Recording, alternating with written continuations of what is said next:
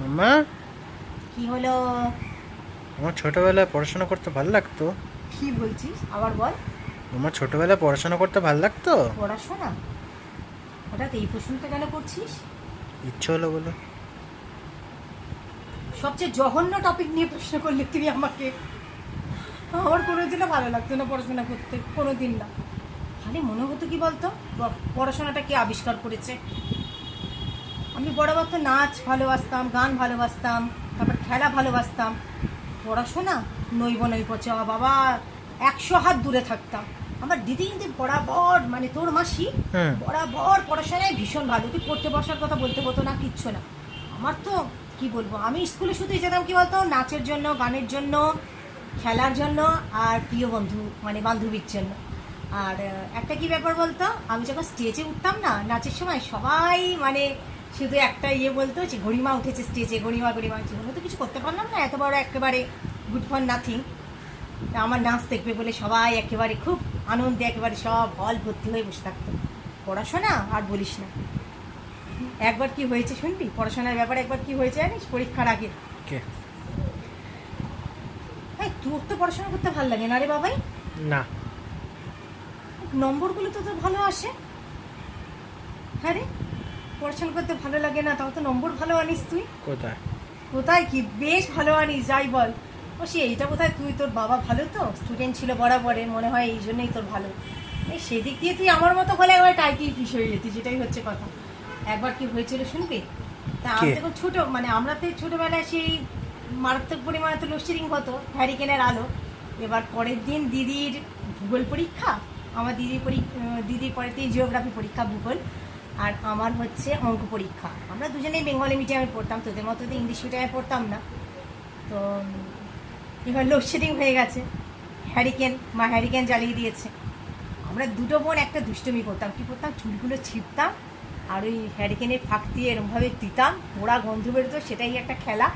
আর কি করতাম, হ্যারিকেনটা জ্বললে পরে না পেছনে বড় বড় ছায়া হতো, আর ওই ছায়াগুলোতে না এরম করে নাচতাম, কত কিছু করতাম। এবার পরের দিন তো দিদির জিওগ্রাফি পরীক্ষা আর আমার ইয়ে অঙ্ক পরীক্ষা। পড়াশোনা না করে ওই নাচানাচি দাপাদাপি ওই শুরু করে দিয়েছি। একবার মা এসে রান্নাঘরে কিন্তু এর দিকে এসে একবার বলে গেল, তোরা পড়াশোনা করছি না। আর বাড়িতে আবার সেই দিন মেজো মা এসেছিল, মানে মেজো ঠুর বউ মেজো মা এসেছিল, আর একটা আনন্দ। পড়াশোনা তেমন করতে হচ্ছে না, আবার মেজো মা চলে যাওয়ার পর আবার পড়তে বসতে হবে, ব্যাস। কিন্তু এই করেই কাটিয়ে দিলাম আমরা, রাত 10টা অব্দি এই করলাম। আলোটাও সেরকমভাবে এলো না। হ্যাঁ, এবার পরের দিন পরীক্ষা দিতে গেছি, কিছুই অঙ্ক দেখছি, কিছুই না। এবার মা খুব লোকনাথ বাবাকে মানতেন, সব ঠাকুরই মানতো মা। এবার লোকনাথ বাবাকে পুজো দিত মা। আর মা খালি বলেছিল যে লোকনাথ বাবাকে স্মরণ করবি পরীক্ষার সময়। আমি কি করেছি, খালি লোকনাথ বাবার নামই করেছি। হ্যাঁ, আর পাতার মধ্যে জয় লোকনাথ বাবা লিখেছি, নে চাক ছেড়ে দিয়েছি, লোকনাথ বাবাকে আর পাস করাবে, যাই হোক ওরমভাবে। এবার যখন পরীক্ষার খাতা বেরোনোর পালা, তা পরীক্ষার খাতা তো বেরিয়েছে, অঙ্ক পরীক্ষা হাফিয়ালি, যদিও এটা হাফিয়ালি পরীক্ষা ছিল রক্ষে, তাই। হ্যাঁ, এবার খাতা তো এবার ক্লাসের মধ্যে দিচ্ছে, সবার আগে না আমার নাম অ্যানাউন্স করেছে দিদিমণি। হ্যাঁ, তা আমার নাম অ্যানাউন্স করে বলেছে আমি সব থেকে হাইস্ট পেয়েছি অঙ্কে। সবাই চাওয়াচাই করছে, আমিও না অবাক হয়ে গেছি, আমি হাইস্ট অঙ্কে কী করে পেলাম, আমি কি করে হাইস্ট অঙ্কে পেলাম। হ্যাঁ, তারপরে আমাকে না বোর্ডের মধ্যে ডাকলো দিদিমণি, গেলাম, নিচে 100 লিখতে বললে লিখলাম, দাগ টানতে বললেন, ওপরটায় এই সাইডটায় 6 লিখতে বললেন, মানে এমনি 6 লিখতে বললেন, লিখলাম। তারপরে লেফটের দিকে 2টো 0 লিখতে বললেন, লিখলাম। এবার কি, মানে 100-তে 6 পেয়েছি। এই জিনিসটা দেখার পর, লেখার পরে না পুরো ক্লাস হেসে উঠলো, খুব স্বাভাবিক। সেই সময়টা আমার খুব একটা, মানে খুব মন থেকে খুব লেগেছিল, মানে এইভাবে একটা টিচার যে অপমান করেছিল একটা, তখন তো বাচ্চা ছিলাম, খুব মনে লেগেছিল জিনিসটা। যাই হোক, কিন্তু কান্নাকাটি করিনি, আমার সহজে চোখ দিয়ে জল বেরোতো না। বাড়িতে এলাম, মাকে খাতা দেখালাম, মা বকাটকা করতো না। বাবা মারধর বাবা খুব করতেন, মা কিছু বকতে টুকতো না, সই টই করে দিল। তারপরে হচ্ছে ভালো একটা অঙ্কের টিচার ঠিক করে দিয়েছিল, তারপরেই হচ্ছে অঙ্কে ভীষণ ভালো নম্বর পেয়েছিলাম। এই দিদিও সেবার কি হয়েছে, দিদি কিন্তু বরাবর মানে হাইস্ট পায়, এত ভালো স্টুডেন্ট, সবসময় র্যাঙ্কে থাকে। মানে সেবারও আমার জন্য পড়তে পারিনি বলে দিদিও হচ্ছে জিওগ্রাফিতে ভীষণ খারাপ নম্বর পেয়েছিল। মানে আমার মতো নম্বর খারাপ এতটা পাইনি, কিন্তু খারাপ নম্বর দিদিও পেয়েছিল। সেই জিওগ্রাফিতে দিদি হচ্ছে স্ট্যান্ড করতে পারেনি। তো এই হচ্ছে একটা ব্যাপার। আর তোর যেটা একটা জিনিস দেখেছি বাবাই, যে নাম্বার খারাপ এলে তোর মন টন খারাপ হয়েছে, আমার ওসব টোসব করে ব্যাপার ছিল না। মানে কি বলতো, নাম্বার খারাপ আসছে কি ফেল করছি কি যাই করছি বিন্দাস। একটাই ভয় থাকতো বাবার, মানে একবার মনে আছে বাবা সই করে নিয়ে যেতে হতো না, এটা গার্জেন কল হতো আর কি, বাবা কুটি কুটি করে একটা খাতা ছেড়ে দিয়েছিল। আরে পড়াশোনার ব্যাপারে বাবা থাকতো না, কিন্তু তারপরে কুটি কুটি করে খাতা ছেড়ে দিয়েছিল। তা মা স্কুলে চাকরি করতেন, মা স্কুলে ফোন করে আমাদের ক্লাস টিচার মাকে ডেকে পাঠিয়েছিল।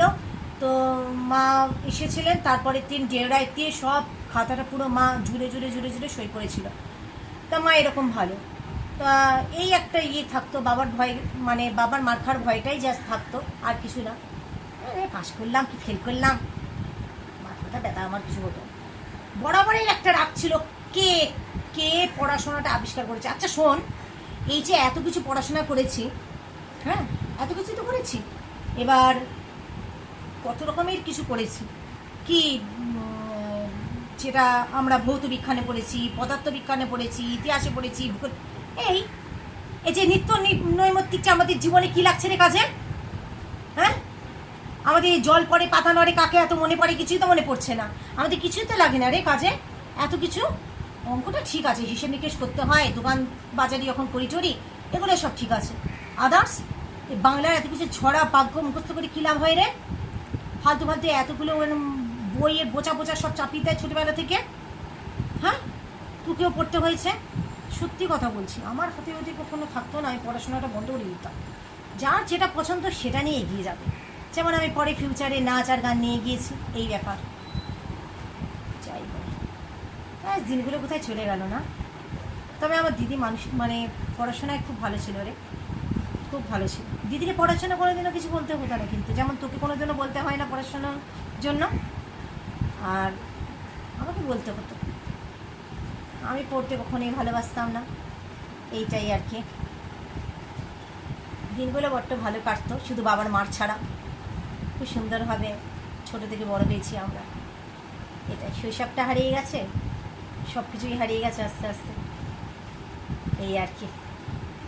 আর কি আর কি জানতে চাস বল? আর কিছু না, ক্লাস আছে, আবার ক্লাসে যাচ্ছি।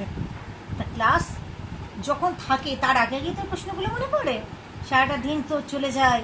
হ্যাঁ ব্যস্ত না অনেক আমি। তুমি তো ব্যস্ত, এতক্ষণ তোর খেলছিলি না তুই? এতক্ষণ গেম খেলছিলি, এতক্ষণ তুই আমার কাছে আসিস নি। ওটা তো ব্যস্ততা। এতক্ষণ তুই গেম খেলছিলিস না ওই নীলুর সাথে? ওটা তো ব্যস্ততা। এতক্ষণ মামামের কাছে আসা তোর কোনো মনে হয়নি না একটু মামামের কাছে আসি? হ্যাঁ মামাম কি করছে একা ঘরের মধ্যে, তাই না? ওটা ব্যস্ততা, সে তো ঠিক আছে। যা ক্লাসটা কর, জীবনে কিছু একটা কর, ভালো কিছু কর বাবা, আর কি বলবো বল। আমার তো এইভাবেই জীবন কেটে যাচ্ছে, এভাবেই জীবন কেটে গেলে ভালো, এর থেকে যেন আর খারাপ কিছু না হয় বাবা, এটাই চিন্তা করি আমি, আর কি বলবো। তো যা ক্লাসে যা।